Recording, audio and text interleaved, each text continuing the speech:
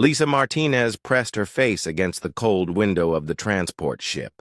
Outside, Kepler Station grew larger with each passing second. The massive structure looked like a giant metal flower floating in space, with dozens of arms reaching out in all directions. Each arm held classrooms, training rooms, and living spaces for cadets from across the galaxy. She could hardly believe she was here.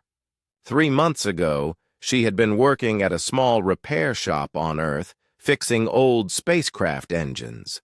Now she was one of only 3 humans ever accepted into the Galactic Naval Academy. Her hands shook slightly as she thought about what lay ahead. The transport ship docked with a soft bump. Lisa grabbed her single bag and followed the other new cadets through the airlock. The corridor beyond was enormous, built to accommodate beings of all shapes and sizes. She walked past creatures she had only seen in textbooks. Tall, blue-skinned Velkari moved with liquid grace, their 4 arms swaying as they walked. Massive Thronians lumbered along on thick legs, their rock-like skin making soft scraping sounds. Crystalline Zephyrites floated past, their transparent bodies catching the light like living diamonds. Lisa felt very small and very human among them all. The group was led to a huge auditorium. Lisa found a seat near the back and looked around in wonder. The ceiling stretched up so high she could barely see it. Thousands of seats filled the space, each designed for different body types. She sat in a human-sized chair, grateful that someone had thought to include furniture for her species. A deep voice boomed across the auditorium. "Attention, cadets!" Admiral Korth walked onto the stage. Lisa had seen pictures of him, but seeing him in person was different. The Draconis Admiral stood 8 feet tall, his scaled skin a dark green that seemed to shift colors under the lights. His yellow eyes swept across the crowd, and Lisa felt like he could see right through her. "Welcome to the Galactic Naval Academy," Admiral Korth said.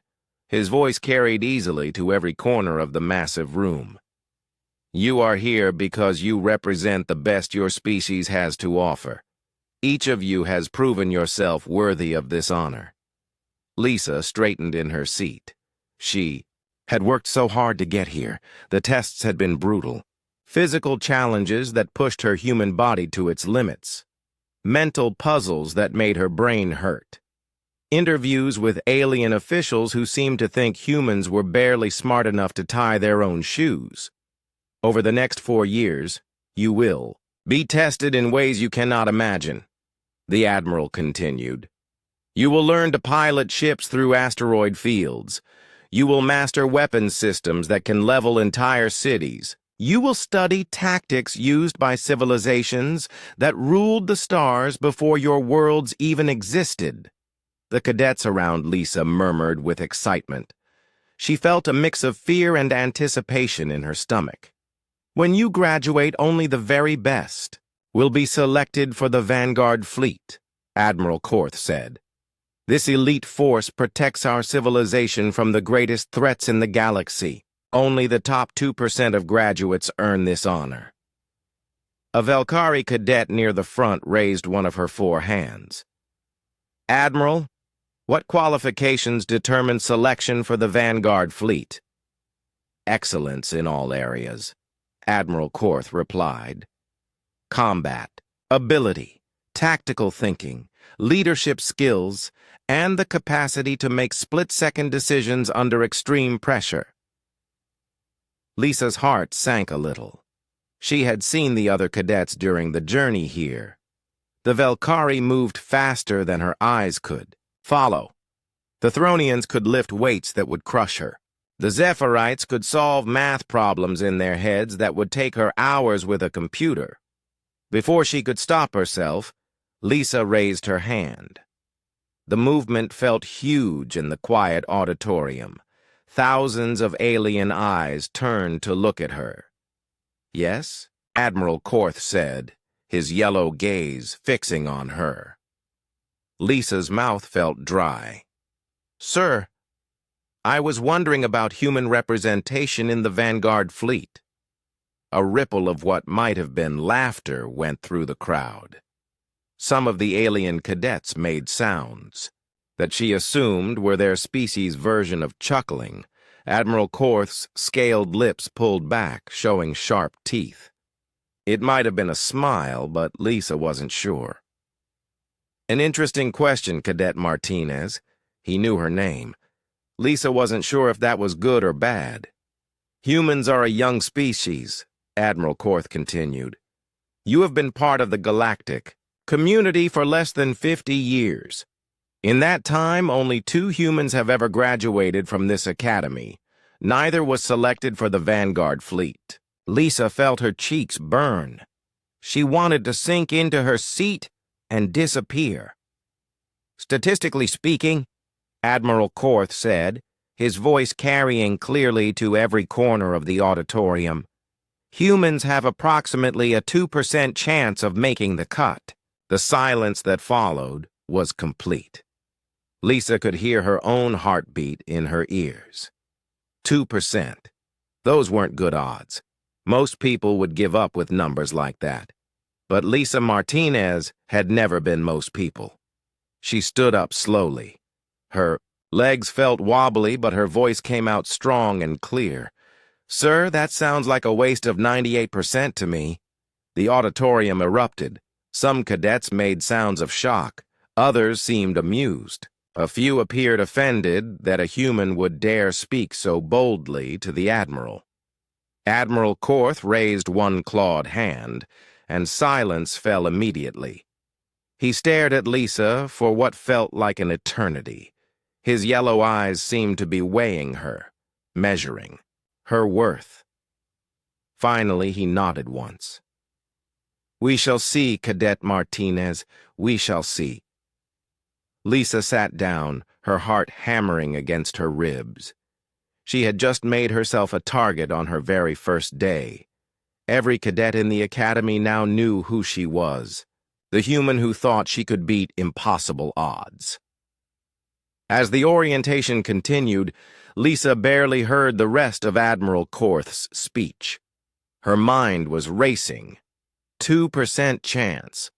She thought about all the humans throughout history who had faced impossible odds, explorers who crossed unknown oceans, scientists who challenged accepted facts, soldiers who fought against overwhelming enemies. None of them had let statistics stop them. When the orientation ended, cadets began filing out of the auditorium. Lisa stayed in her seat until most of them had gone. She needed a moment to process what had just happened. That was either very brave or very stupid. Lisa looked up to see another human standing in the aisle. The girl looked about her age, with short black hair and intelligent dark eyes. "I'm Zara Kim," the girl said, extending her hand. "Engineering track." "Lisa Martinez," Lisa replied, shaking the offered hand. "Tactical track." "So you're the one who just told the most powerful admiral in the fleet that he was wasting 98% of something," Zara said with a grin. "I like you already." A third voice joined the conversation. "Mind if I sit with the humans who apparently have a death wish?"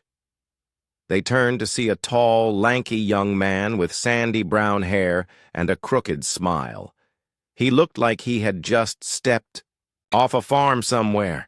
"Jake Thompson," he said, settling into the seat next to them. "Pilot track, and after what I just heard, I think we're going to need to stick together." Lisa looked at her 2 fellow humans, Zara with her confident smile, and Jake with his easygoing manner. They were all she had in this place, full of beings who could outrun, outfight, and outthink her in almost every way. But as they sat there in the emptying auditorium, Lisa felt something she hadn't expected. Hope. Maybe 2% was enough. Maybe all they needed was to prove that being human meant something more than just statistics. Maybe 98% really was a waste. The alarm screamed through the dormitory at 5 in the morning. Lisa jerked awake, her heart racing. Around her, other cadets were already moving. The Valkyrie were up and dressed before Lisa even got her feet on the floor. The Thronians moved. Slower but with purpose, their heavy steps shaking the ground. "Move! Move! Move!" Instructor Vex shouted as he burst through the door. The Skrillion's insect-like features twisted with what Lisa had learned was impatience. "Physical training starts in 10 minutes. Anyone late runs extra laps." Lisa grabbed her training clothes and rushed to the bathroom. Zara was already there, splashing water on her face. "I hate mornings," Zara muttered. "I hate everything about this place," Jake said, stumbling past them with his hair sticking up in all directions. But Lisa was starting to like it, even if it was trying to kill her. The training ground was a massive space with obstacles that seemed designed by someone with a cruel imagination. There were walls to climb, ropes to swing from, and pits filled with thick mud. Instructors from different species stood around the edges, watching everything with critical eyes. "Today we test your endurance," Instructor Vex announced. "You will complete the obstacle course.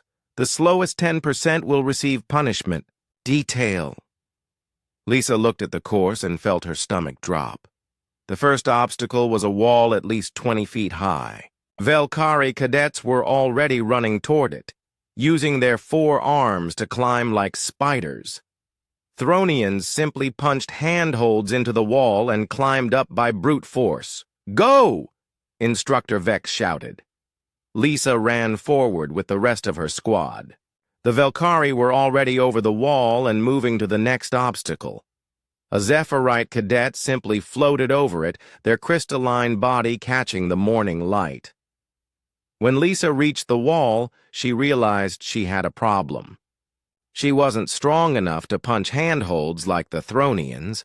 She didn't have 4 arms like the Valkyrie, and she certainly couldn't float like the Zephyrites. But she could think.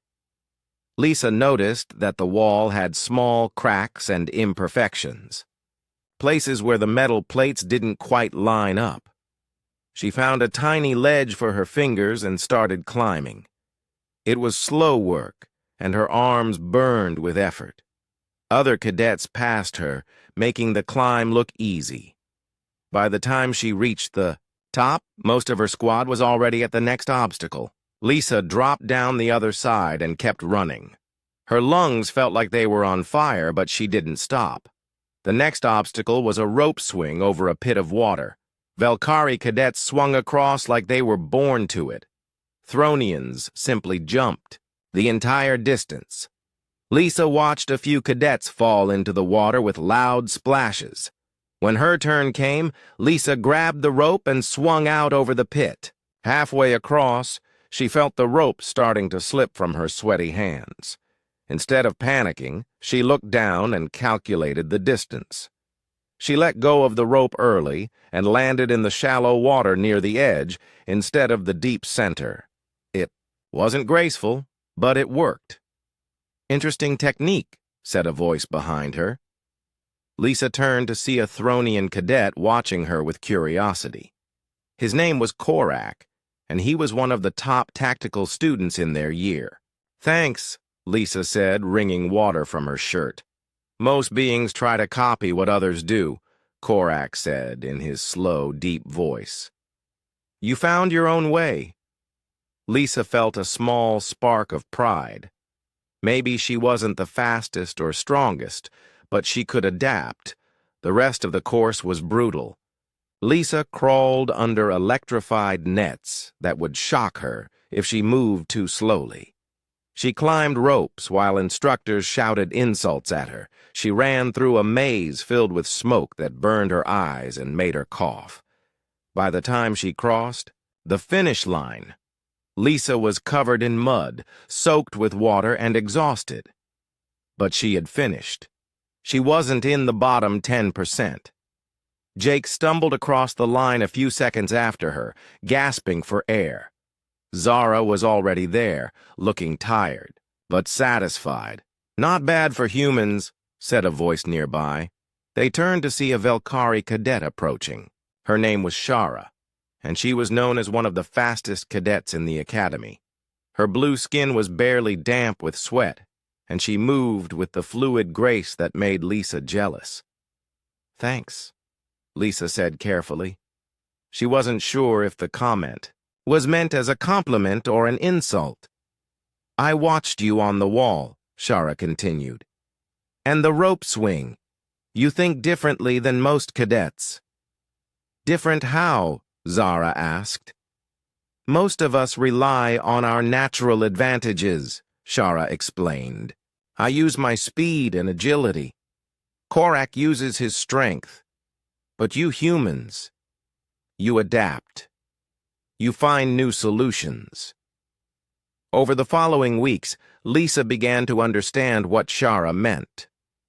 In combat training, she couldn't match the reflexes of a Velkari or the armor-like skin of a Thronian, but she could learn to predict their movements. She studied how each species fought and found ways to use their strengths against them. In piloting class, Jake struggled with the complex controls that Zephyrite operated with ease, but when an instructor introduced an old, damaged fighter with a jury-rigged control system, Jake figured it out faster than anyone else. He had experience working with broken equipment, something the other cadets lacked. Zara faced similar challenges in engineering. The other cadets could calculate solutions faster than her. But when they were given a project to design a new power coupling, Zara's design was the only one that could be built with available materials. "Humans are pragmatic," Professor Tellon observed during one of their engineering classes. The ancient Korthron instructor had been teaching for over 200 years. "Other species pursue theoretical perfection. Humans make things work. But not everyone appreciated human adaptability." During a zero-gravity combat exercise, Lisa found herself paired against Rathak, a Draconis cadet who clearly resented having humans at the academy. He was bigger, stronger, and had natural weapons in the form of claws and fangs. The exercise took place in a spherical chamber with no up or down. Most cadets struggled with the disorientation. They tumbled helplessly, unable to control their movement in 3 dimensions. Lisa had spent time in zero gravity during her work on Earth. She knew how to use small pushes to control her direction. While Rathak flailed around, trying to use brute force, Lisa moved with purpose. She used the chamber walls to change direction suddenly. She grabbed onto handholds and swung around them. When Rathak finally got close enough to attack, Lisa was ready. She used his own momentum against him, redirecting his charge into a wall. The exercise ended with Lisa holding a practice weapon to Rathak's throat. "Lucky shot," Rathak snarled after they landed. "Luck has nothing to do with it," Lisa replied, calmly. But as the days passed, Lisa realized that Rathak's attitude was shared by many other cadets. They saw human success as luck or trickery. They didn't want to admit that humans might actually be good at something. The breaking point came during a tactical simulation. Each squad was given a scenario to solve, defending a space station against enemy attack. Most squads followed standard defensive doctrine. They positioned their ships in formation and fought a straightforward battle. Lisa's squad tried something different. Instead of meeting the enemy head-on, they used hit-and-run tactics. They struck fast and retreated before the enemy could respond. They used the space station's own defenses as weapons, tricking the enemy into flying into their fire. Their unorthodox strategy worked perfectly. They completed the simulation with minimal losses while other squads were destroyed. "Explain your tactics, Cadet Martinez," Admiral Korth said after reviewing the results. Lisa stood at attention. Sir, we studied the enemy's patterns and found weaknesses. Instead of fighting their strength, we avoided it and attacked where they were vulnerable. And where did you learn these tactics? Admiral Korth asked. From human military history. Sir, guerrilla warfare, asymmetric conflict strategies. Admiral Korth's yellow eyes seemed to glow. Interesting. And do you believe these unconventional methods are appropriate for a professional military? Lisa felt the weight of every eye in the room. This was a test, and she knew it. Sir, I believe the best tactic is the one that wins with the fewest casualties. Even if it goes against established doctrine? Sir, doctrine should serve victory, not the other way around. Several instructors made disapproving sounds, but Admiral Korth simply nodded. Very well, Cadet Martinez. Continue your studies. As Lisa left the briefing room, she felt the stares of her fellow cadets. Some looked at her with new respect. Others seemed angry or confused. A few appeared frightened. She was starting to realize that being different wasn't just about overcoming challenges. It was about changing the way people thought about what was possible, and that was far more dangerous than any obstacle course. The emergency alarm woke Lisa from a deep sleep. But this wasn't the usual morning drill. The sound was different, sharper, more urgent. Emergency lights flashed red in the hallway as cadets rushed from their rooms. All cadets report to the main assembly hall immediately, came the announcement over the ship's communication system. Lisa threw on her uniform and ran with the others. The assembly hall buzzed with nervous energy. Cadets whispered among themselves in dozens of different languages. Something was wrong. Admiral Korth walked onto the stage, his expression grim. Behind him, a large screen showed a star map with a flashing red dot. Attention, cadets, Admiral Korth began. At Oro 300 hours, we lost contact with the training vessel Stellar Wind. The ship was on a routine navigation exercise in the neutral zone with 43 cadets aboard. Lisa felt her stomach drop. The Stellar Wind was one of the Academy's training ships. She knew several third-year cadets who were supposed to be on that mission. Search and rescue teams have been dispatched, Admiral Korth continued. However, the neutral zone contains numerous asteroid fields and spatial anomalies that interfere with our sensors. We are asking for volunteers to assist in the search. Hands shot up around the assembly hall. Lisa raised hers without hesitation. "Want experienced cadets only," Admiral Korth said. "Third and fourth years who have completed advanced space operations training." Lisa's hand stayed up, even as others around her lowered theirs. She was only a second-year cadet. Admiral Korth's yellow eyes found her in the crowd. "Cadet Martinez, you do not meet the requirements." "Sir, with respect, the requirements haven't found that ship yet." A murmur ran through the assembly hall. Several instructors looked shocked that a cadet would speak so boldly. "Explain yourself, cadet," Admiral Korth said, his voice dangerous. Lisa stood up, her heart pounding. "Sir, if standard search patterns worked, the rescue teams would have found the ship by now. Maybe what we need isn't more experience with the same methods. Maybe we need different methods." "And you believe humans possess these different methods?" "I believe humans think differently, sir. We might see something others miss." Admiral Korth was quiet for a long moment. Finally, he nodded. "Very well. You may form a search team, but you will have junior status and limited resources." Lisa felt a mix of excitement and terror. She had just volunteered herself and her friends for a mission that had already stumped the Academy's best graduates. Within an hour, Lisa had assembled her team. Jake would pilot their search ship, a small scout vessel called the Wanderer. Zara would handle engineering and sensors. Lisa would coordinate the search. To her surprise, several alien cadets volunteered to join them. Shara, the Velkari who had complimented Lisa's adaptability, signed up immediately. Korak, the thoughtful Thronian, offered his tactical expertise. Even Nexus, a quiet Zephyrite who rarely spoke to anyone, asked to join. "Why?" Lisa asked Shara as they prepared to launch.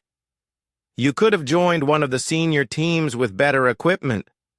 Shara's forearms moved in what Lisa had learned was the Velkari equivalent of a shrug. "You think differently. Maybe that's what we need."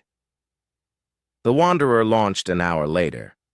Jake sat at the pilot controls, his hands dancing over the unfamiliar interface. The ship was older than most of the Academy's fleet, with systems that required manual adjustments instead of automatic control. Sensors show multiple asteroid fields in the search area, Zara reported from the engineering station. Heavy metal concentrations are interfering with long-range scans. Lisa studied the tactical display. 6 other search teams were already in the area, following standard search patterns. They moved in precise grids, scanning each section thoroughly before moving to the next. "Where would you hide if you didn't want to be found?" Lisa asked the team. "Somewhere the scanners can't reach," Nexus said in their crystalline voice. "The asteroid fields are the obvious choice," Korak added. "But they have been searching there for hours." Lisa stared at the display. Something bothered her about the search pattern. It was too organized, too logical. Real emergencies weren't logical. "Jake, if you were flying a damaged ship, where would you go?" Jake frowned, his hands still working the controls. "Depends on what was wrong with it. If I lost main power, I'd look for somewhere to hide while I made repairs. Somewhere sheltered." "The search teams are assuming the ship is adrift," Lisa said slowly. "But what if it's not? What if they found shelter and are trying to repair their systems?" "That would be logical," Shara said. "But the search teams have checked all the obvious hiding places. Have they checked the illogical ones?" Lisa pulled up a detailed scan of the search area. Most of it was empty space, dotted with asteroid fields and a few larger rock formations. The search teams were concentrating on areas where a ship might naturally drift, but Lisa remembered her training in human military history. When people were in trouble, they didn't always do the logical thing. Sometimes they did whatever kept them alive. "There," Lisa said, pointing to a section of the display that showed empty space. "What's in that area?" Zara checked her sensors. "Nothing. Empty space. No asteroids, no cover." "Exactly. It's the last place anyone would look." "Because there's nothing there," Korak pointed out.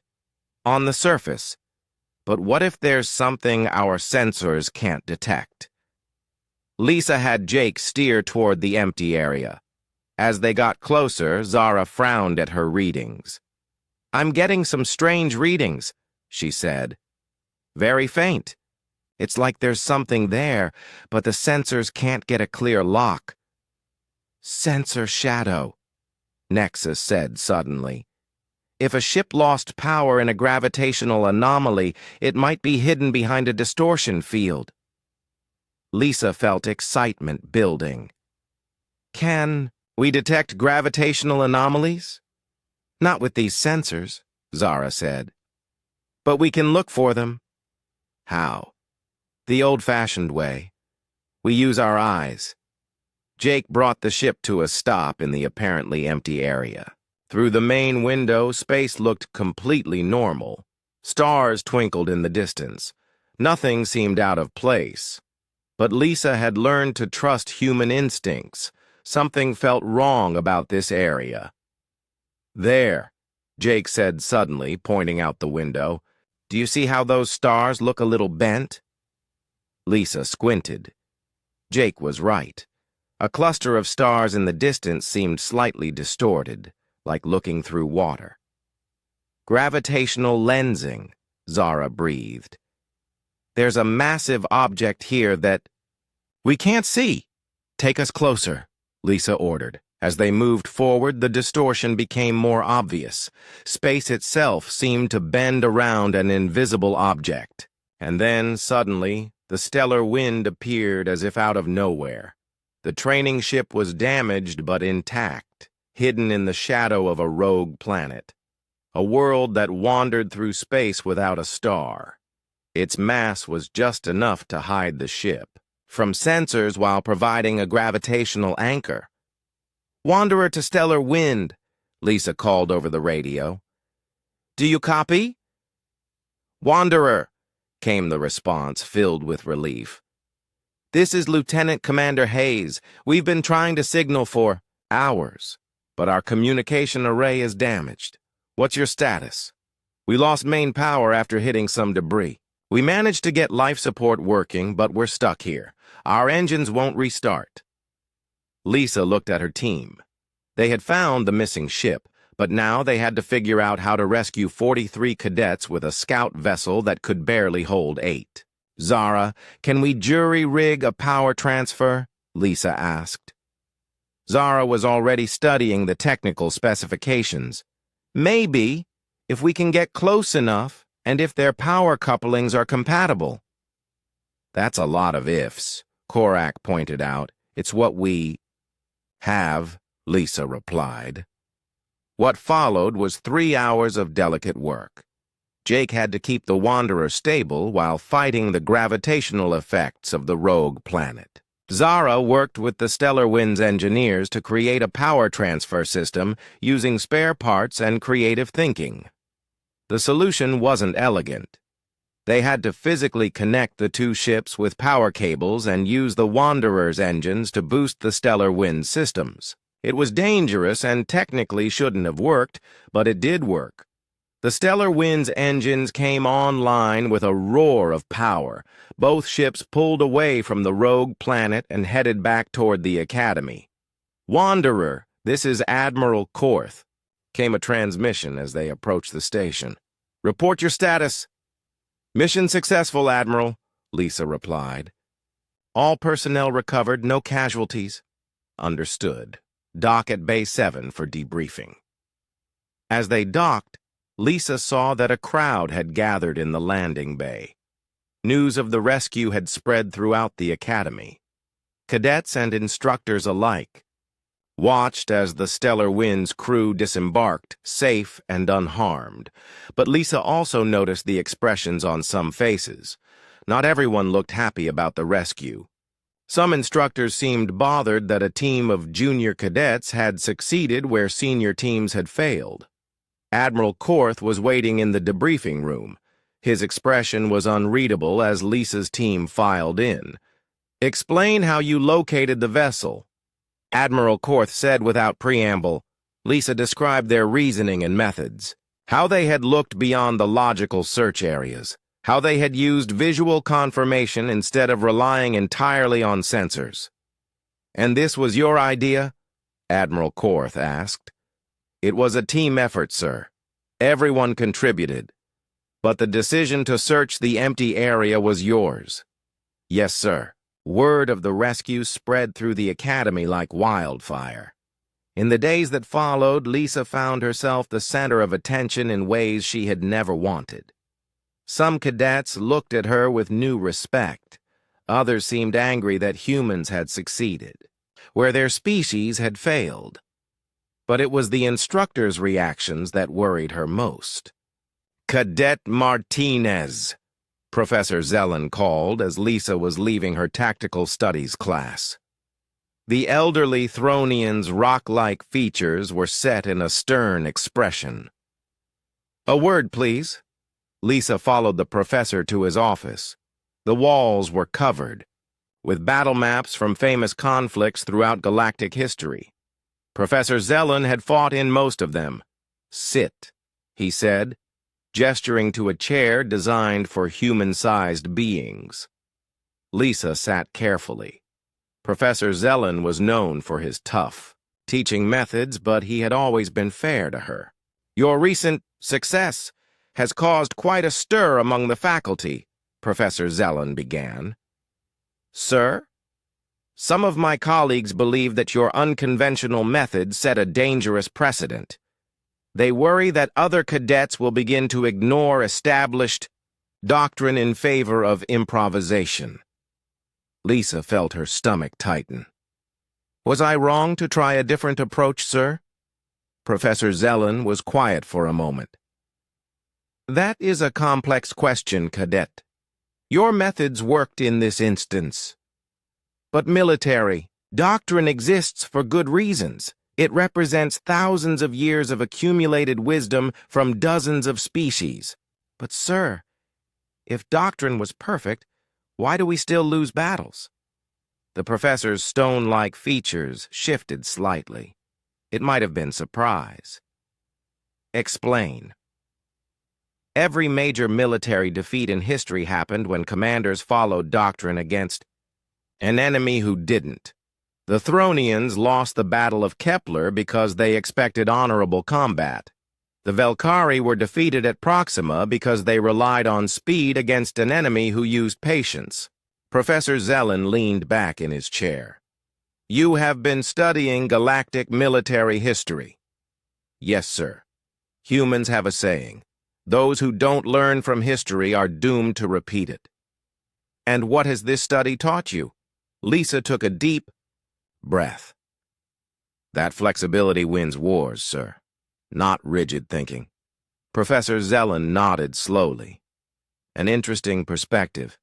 But be careful, Cadet Martinez. There are those who see your success as a threat to the natural order." The warning proved accurate.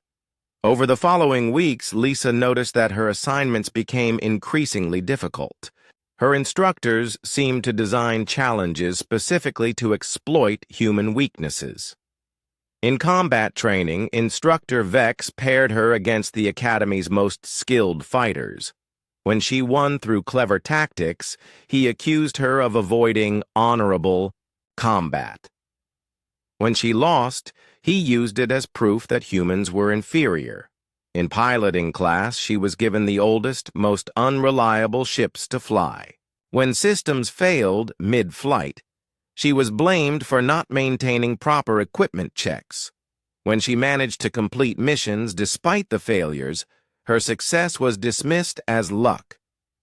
The worst came during a strategic simulation designed to test command ability.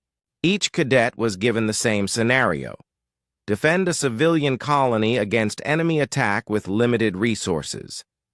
Most cadets followed standard defensive doctrine. They positioned their forces to protect key installations and fought a methodical defensive battle. Some succeeded, others failed. All of them followed the textbook. When Lisa's turn came, she was given additional constraints. Her forces were smaller than those assigned to other cadets. Her equipment was older and less reliable. The enemy forces attacking her colony were larger and better armed. "This scenario is impossible," Korak whispered to her during the briefing. "They have given you no chance to succeed." Lisa studied the tactical display. Her friend was right. By every conventional measure, she was doomed to failure. Her forces were outnumbered 3-1. The enemy had superior weapons and armor. She had no orbital support and limited ammunition. But as she stared at the display, Lisa remembered something from her study of human military history. Some of humanity's greatest victories had come when conventional wisdom said defeat was certain. Instead of trying to defend the colony directly, Lisa evacuated the civilians to hidden shelters. She abandoned the obvious defensive positions and scattered her forces throughout the surrounding terrain. When the enemy arrived, expecting to fight a conventional battle, they found only empty buildings. What followed was a guerrilla campaign that lasted the entire simulation period. Lisa's forces struck from unexpected directions, hit supply lines, and disappeared before the enemy could respond. They used the enemy's superior weapons against them by capturing abandoned equipment.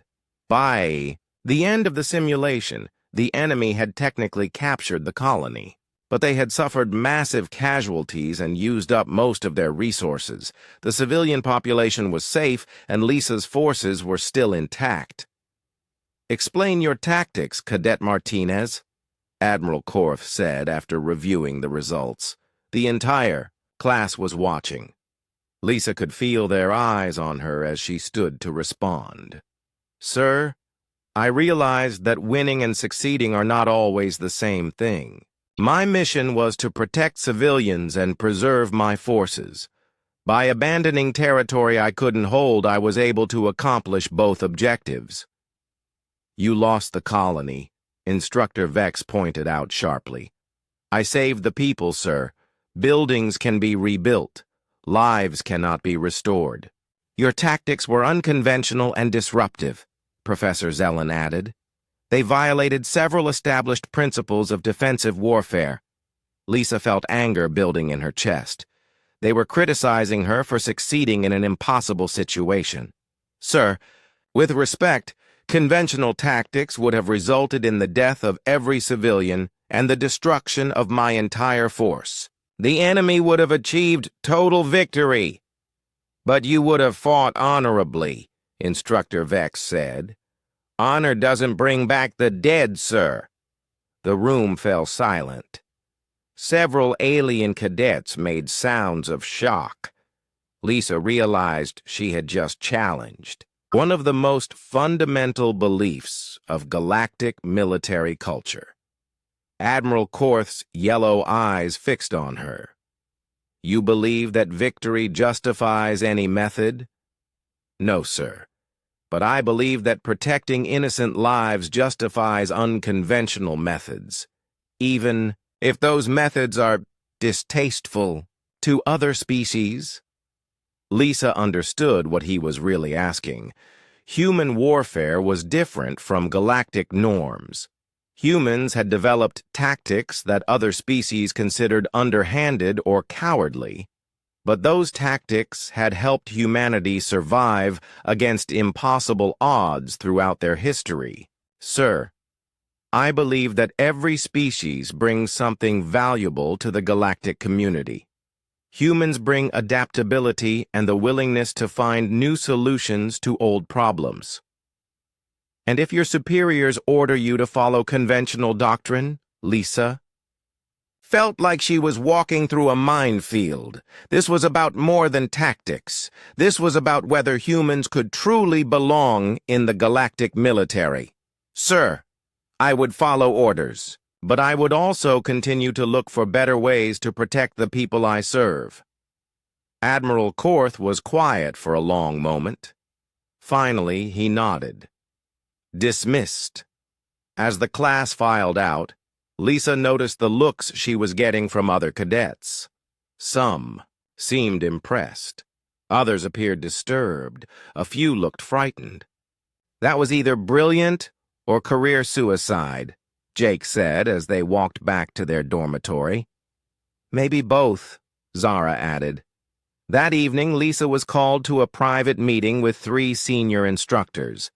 They sat around a conference table in one of the Academy's formal meeting rooms, their expressions serious.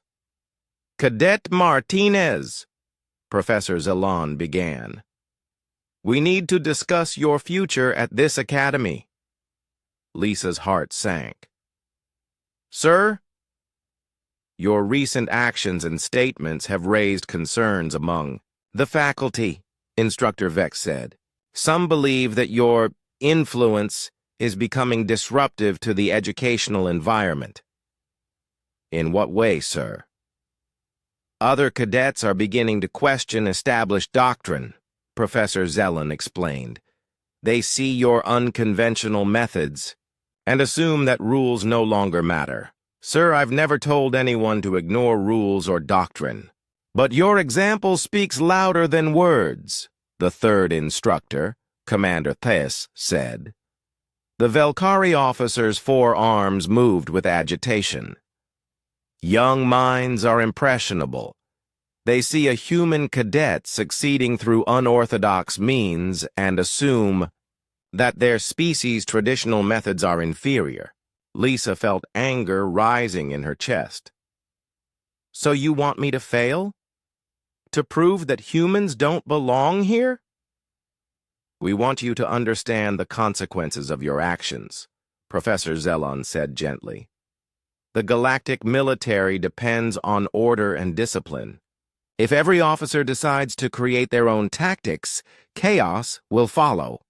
But, sir, what if those new tactics save more lives?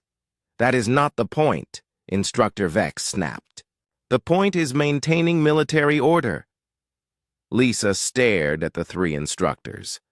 Finally, she understood what was really happening. They weren't concerned about military effectiveness. They were worried about change.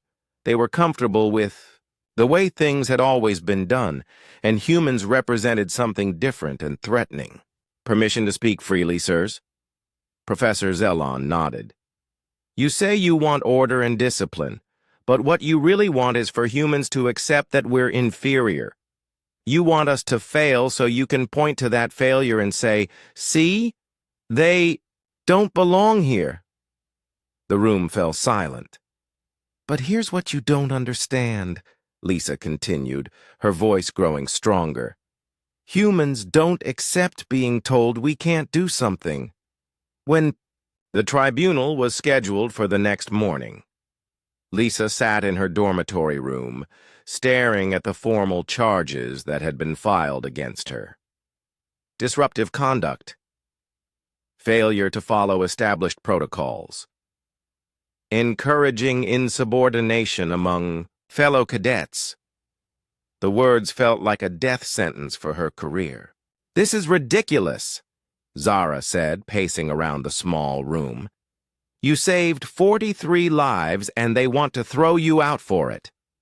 It's not about the rescue, Jake said from where he sat on his bunk. It's about them being scared of change. Lisa nodded. She understood now that her presence at the academy represented something larger than just one human cadet. She was proof that the established order might not be as perfect as everyone believed. Whatever happens tomorrow, we stick together, Lisa said. If they kick me out, don't let them discourage you from graduating. They're not kicking you out, Zara said firmly. We won't let them. That night, Lisa couldn't sleep. She kept thinking about her conversation with Admiral Korth on that first day. 2% chance. Such small odds, but they had seemed like enough at the time. Maybe she had been wrong. Maybe humans really didn't belong among the stars. The emergency alarm shattered her thoughts. This wasn't the usual drill alarm.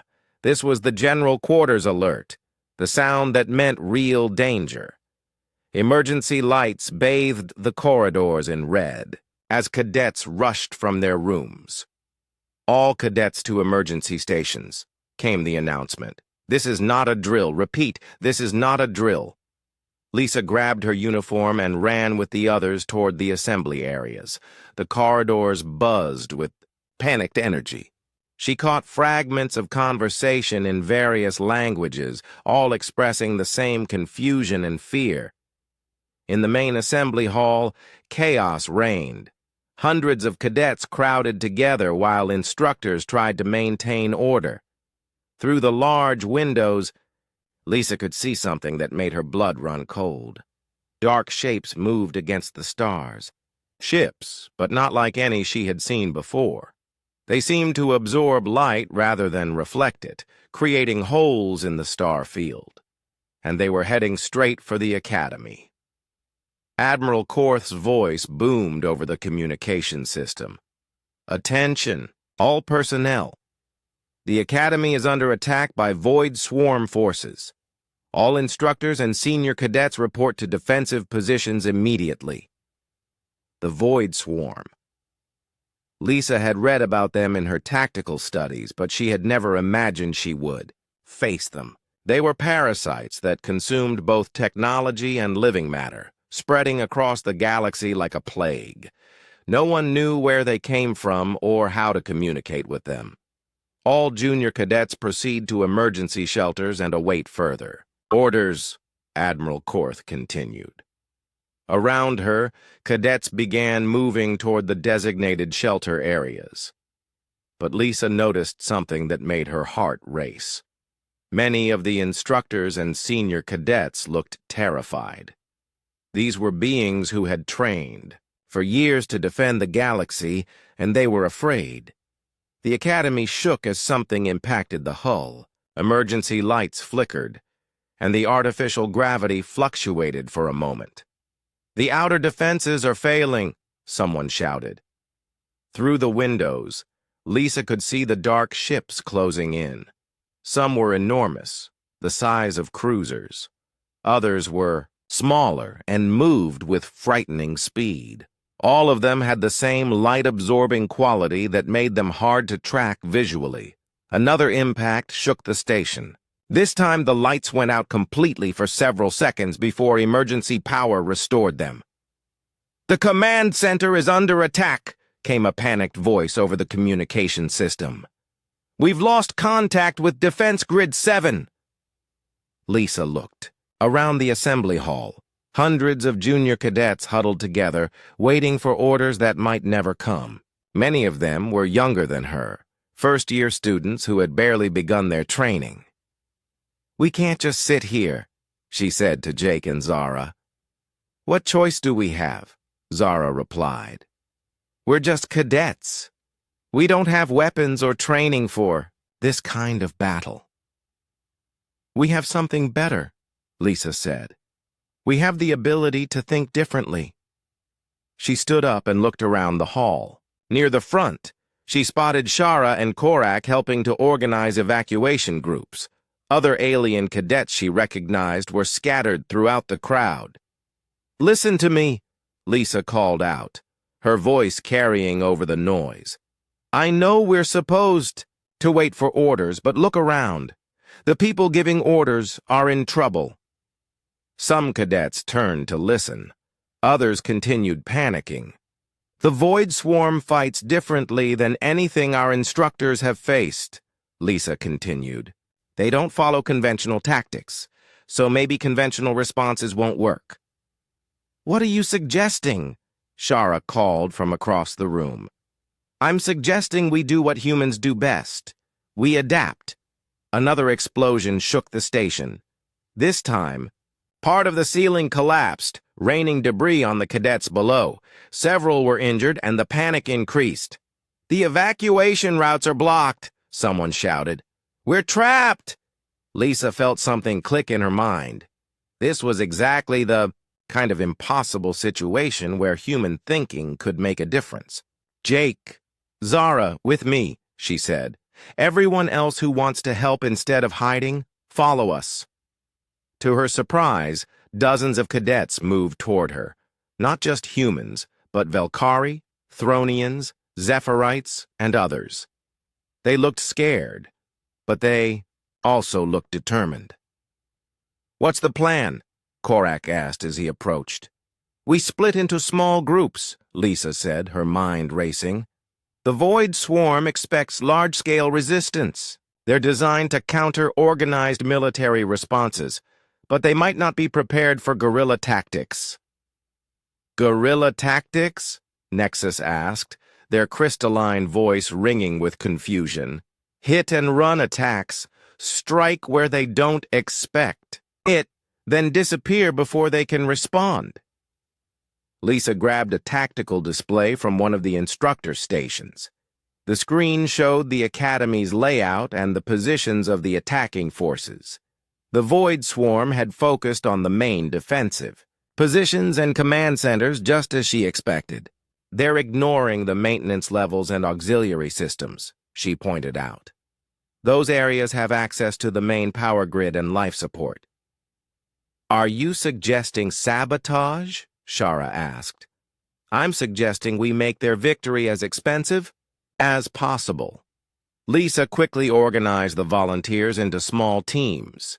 Each team had a specific target: power junctions, communication relays, or supply lines. The goal wasn't to defeat the Void Swarm directly, but to disrupt their operations and buy time for the Academy's defenses to reorganize. Remember, Lisa told each team leader, you're not trying to be heroes. Hit fast, cause damage, and get out before they can respond. Jake's team took the maintenance tunnels that ran behind the power distribution centers. Zara led a group to the auxiliary communication arrays. Shara and her team went after the docking bay controls. Lisa kept a small group with her and headed for the Academy's central computer core. If she could access the station's automated systems, she might be able to turn the Academy's own defenses against the invaders. Moving through the maintenance corridors was like navigating a maze in the dark. Emergency lighting cast strange shadows, and the constant sound of explosions made it hard to think clearly. But Lisa had spent time in similar spaces during her work on Earth. She knew how to read the signs that would lead them to their destination. When they reached the computer core, Lisa found it abandoned. The regular technicians had evacuated, leaving the massive banks of processing equipment unguarded. "Can you access the defense grid from here?" Korak asked. Lisa sat down at one of the control stations and began working. The interface was designed for multiple species, so it took her a moment to find the right commands. "The main defensive systems are locked out," she reported, "but I can access environmental controls and internal security." "How does that help us?" Lisa smiled grimly. "Ever hear of making someone's life uncomfortable?" What followed was 15 minutes of creative sabotage. Lisa programmed the Academy's environmental systems to create localized pressure changes that would confuse Void Swarm navigation. She activated fire suppression systems in areas where the invaders were concentrated. She even managed to turn some of the internal security barriers into improvised weapons. Meanwhile, reports came in from the other teams. Jake had managed to overload several power junctions, causing blackouts in sections the Void Swarm was trying to secure. Zara's team had disrupted their communications, making it harder for them to coordinate their attacks. But the real surprise came from Shara's team. "Lisa, you need to see this." Shara's voice came over the communication system. "We've captured one of their ships." "You've what?" "It's a small fighter. The pilot abandoned it when we caused a power surge in the docking bay. Jake's teaching us how to fly it." Lisa felt a surge of excitement. If they could understand Void Swarm technology, they might be able to turn it against them. But before she could respond, alarms started blaring throughout the computer core. "They've found us," Korak said, pointing to the security displays. Dark shapes were moving through the corridors toward their position. The Void Swarm had finally realized that someone was sabotaging their operations from within. "Time to go," Lisa said, grabbing what data she could from the computer systems. They ran through the maintenance tunnels as the sound of pursuit grew closer. Behind them, Lisa could hear the strange, chittering sounds that Void Swarm creatures made when they communicated. The Academy's command center was chaos. Officers from multiple species shouted orders in their native languages, while tactical displays showed the battle raging throughout the station. Void Swarm forces had penetrated deep into the Academy's structure, but their advance had slowed significantly. Admiral Korth stood at the center of it all, his yellow eyes tracking multiple data streams at once. When he saw Lisa enter, he gestured for her to approach. Your cadet teams have disrupted enemy operations beyond all expectations, he said without preamble. Explain your tactics. Lisa looked at the tactical display. Red markers showed void swarm positions throughout the academy. Blue markers indicated friendly forces. The pattern was unlike anything she had seen in her studies. Sir, the void swarm is designed to counter organized military resistance. They expect us to defend key positions and fight conventional battles, so we did the opposite. Continue. Instead of holding ground, we became mobile. Instead of defending specific targets, we made everything a target. Instead of concentrating our forces, we scattered them. Admiral Korth nodded. And the result? They can't predict where we'll hit next, so they have to defend everything. That spreads their forces thin and gives us opportunities. A Thronian, commander named General Vorth, approached. His stone-like features were marked with what Lisa had learned were scars from many battles. This approach is highly irregular, General Vorth rumbled. It abandons basic military doctrine. Sir, basic military doctrine wasn't working, Lisa replied respectfully, but it has served the galactic military for thousands of years. Lisa gestured to the tactical display. Sir, how many times in those thousands of years have we faced an enemy like the Void Swarm? General Vorth was quiet for a moment. This is the first major incursion. Then maybe we need new approaches for new enemies. Before General Vorth could respond, alarms blared throughout the command center. One of the tactical displays flashed red. Void Swarm forces have breached the reactor section, reported a Zephyrite officer. If they reach the main power core, they'll be able to shut down life support throughout the station. How long until they reach the core? Admiral Korth asked. 15 minutes, sir.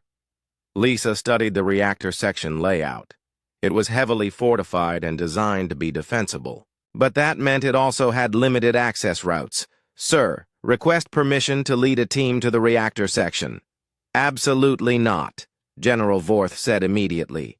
You're a cadet, not a combat officer. This requires experienced personnel. Sir, experienced personnel will try to retake the section using conventional assault tactics. The Void Swarm will be expecting that. What are you proposing? Admiral Korth asked. Lisa pointed to the maintenance shafts that ran parallel to the main corridors. We go through the spaces they won't expect us to use. We hit them from directions they can't defend. That's extremely dangerous, General Vorth pointed out. Those maintenance areas weren't designed for combat operations. Neither was the rest of this academy, sir, but we're fighting here anyway. Admiral Korth was quiet for a moment, his yellow eyes studying the tactical displays. Finally, he nodded. Take your team, Cadet Martinez, but you'll have support from our best combat units. Sir, with respect, large units will just get in the way. Give me small teams of volunteers who understand unconventional tactics. Within minutes, Lisa had assembled her strike force. Jake and Zara were there, of course. Shara had returned from her successful capture of the Void Swarm fighter. Korak brought his tactical expertise. To her surprise, several instructors volunteered as well, including Professor Zelen. I want to see these human tactics in action, the old Thronian explained. They moved through the maintenance shafts toward the reactor section. The going was slow and cramped, but it kept them hidden from Void Swarm sensors. Through the shaft, walls, they could hear the chittering sounds of the invaders as they spread through the main corridors. Movement ahead, Shara whispered, her enhanced Velkari senses picking up vibrations through the metal. Lisa held up a hand, signaling the team to stop. Through a maintenance grate, she could see into one of the reactor section's main corridors. Dark shapes moved in the shadows, void swarm creatures advancing toward the power core. The creatures were unlike anything in her textbooks. They seemed to absorb light, making them hard to focus on. Some were humanoid in shape, while others moved on multiple legs like insects.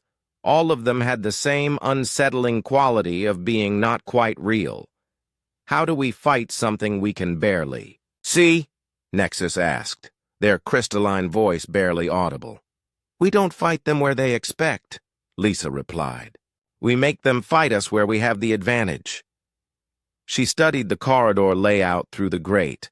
The void swarm forces were moving in an organized formation, covering each other as they advanced. It was actually quite sophisticated tactically, but they were only watching the obvious approaches. Zara, can you access the environmental controls from here? Zara pulled out a portable interface unit. Give me 2 minutes. While Zara worked, Lisa explained her plan to the team. It was risky and relied on perfect timing, but it might be their only chance.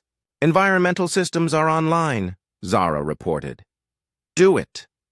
Zara activated the fire suppression system in the corridor below. Suddenly, the area filled with thick chemical foam designed to smother flames. The void swarm creatures reacted with obvious confusion, their formations breaking apart as they tried to navigate through the unexpected obstacle. Now, Lisa whispered. Jake kicked out the maintenance grate, and the team dropped into the corridor behind the disoriented void swarm forces. The battle that followed was brief but intense.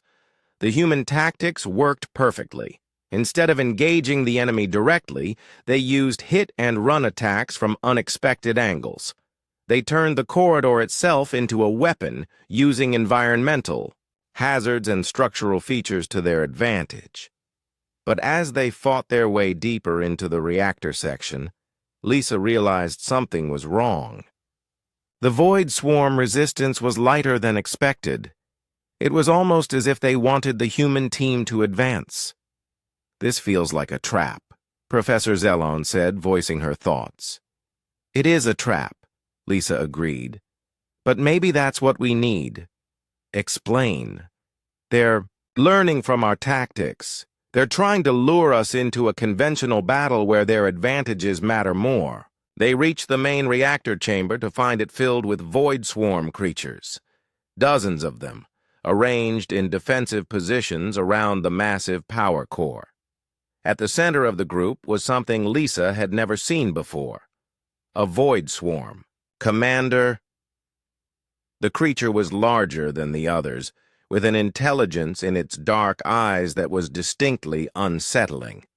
When it saw the human team enter, it made a sound that might have been laughter.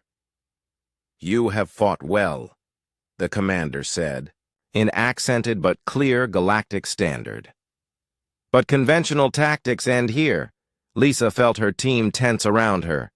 This was exactly what the void swarm wanted, a straightforward battle where their superior numbers would matter. You're right, Lisa said, stepping forward. Conventional tactics do end here. She pulled out her communicator and activated a channel. To the command center. Admiral Korth, this is Martinez. Execute Evacuation Protocol 7 immediately. Cadet, what are you doing? Professor Zellon asked. Something unconventional. Evacuation Protocol 7 was designed for reactor emergencies. It would seal off the entire reactor section and flood it with radiation that would kill any organic life inside, including them. You cannot be serious, the Void Swarm commander said, its dark eyes widening. You've studied our tactics, Lisa replied, but you haven't studied our nature. Humans don't just think differently. We're willing to sacrifice differently, too.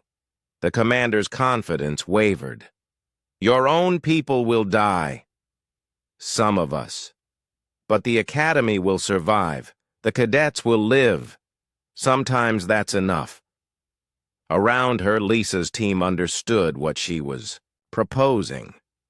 They could see the fear in the Void Swarm creatures' eyes as they realized that their tactical advantage meant nothing against opponents willing to die to achieve their objectives. "There is another option," Jake said quietly. He pointed to the Void Swarm fighter they had captured earlier. Shara's team had managed to fly it to the reactor section and landed in the maintenance bay. "We evacuate in that," Jake continued. "Leave the Void Swarm here to face the radiation." "The ship only holds 8 people," Shara pointed out. "There are 12 of us." Lisa looked around her team. Professor Zelen met her eyes and nodded slowly. Korak did the same. One by one, the others indicated their understanding. 4 of them would have to stay behind. "I'll stay," Professor Zelen said immediately. "I'm old. I've had my battles." "I'll stay too," Nexus added. "My crystalline matrix can survive radiation longer than organic tissue." 2 more volunteers stepped forward. A young Thronian cadet named Brack and a Velkari instructor named Commander Tislisa felt her heart breaking. These beings were willing to die to save the Academy. More importantly, they were willing to trust human judgment in their final moments. 10 minutes, she said. "Get to the ship." "I'll delay them as long as possible." "I'm not leaving you," Zara said firmly. "Neither am I," Jake added. "This isn't a debate," Lisa replied. "Get to the ship. That's an order." As her team moved toward the captured fighter, Lisa faced the void. "Swarm, Commander." Around them, the other creatures watched with. 6 months later, Lisa stood on the bridge of the UGS Defiance, watching stars streak past the main view screen as the ship dropped out of faster-than-light travel. The massive vessel hummed with activity as crew members from dozens of species worked together with an efficiency that would have been impossible before the Academy attack. "Approaching the engagement zone, Captain," reported Lieutenant Commander Kelly Roberts, the ship's navigation officer. Roberts was one of the other humans who had graduated early from the Academy after the Void Swarm incident. "Understood," replied Captain Ben Harris, settling into his command chair. Harris was older than Lisa, one of the first humans to graduate from the Academy years ago. But even he deferred to her tactical expertise when the situation required it. "Lieutenant Martinez, what do we know about the enemy disposition?" Captain Harris asked. Lisa studied the tactical display at her station. Red contacts showed 3 Void Swarm vessels moving toward a civilian transport convoy. The convoy was defended by 2 Galactic Navy frigates, but they were clearly outmatched. 3 heavy cruisers, sir. They're using standard Void Swarm pack tactics, surrounding the convoy and preparing to board for harvesting operations. "Recommendations?" Lisa smiled slightly. "Sir, I recommend we show them how much humans have learned about unconventional warfare. The past 6 months had been a revelation for the Galactic Navy. After the Academy attack, human tactical principles had been studied, refined, and incorporated into standard fleet doctrine. Ships now operated in small, independent groups instead of massive formations. Commanders were encouraged to adapt their strategies based on battlefield conditions rather than following rigid plans. The results had been remarkable. Human-style tactics had proven effective against not just the Void Swarm, but against traditional threats as well. Battles that would have resulted in massive casualties were now won with minimal losses. "Signal the escort frigates," Captain Harris ordered. "Tell them to implement dispersal pattern Gamma." "Aye, sir." Lisa watched as the 2 frigates moved away from the convoy, spreading out to create multiple angles of attack. It was a human innovation. Instead of staying close to defend the transports directly, the escorts would draw the enemy away and engage them separately. Void swarm vessels are reacting to the frigate movement, Lisa reported. They're splitting their formation to pursue. Perfect. Take us in, Mr. Roberts. Implementation of Tactical Plan 7. What followed was a textbook example of evolved human warfare. The Defiance didn't charge directly at the enemy vessels. Instead, it used the asteroids and debris in the area as cover, striking from unexpected angles and disappearing before the Void Swarm could respond effectively.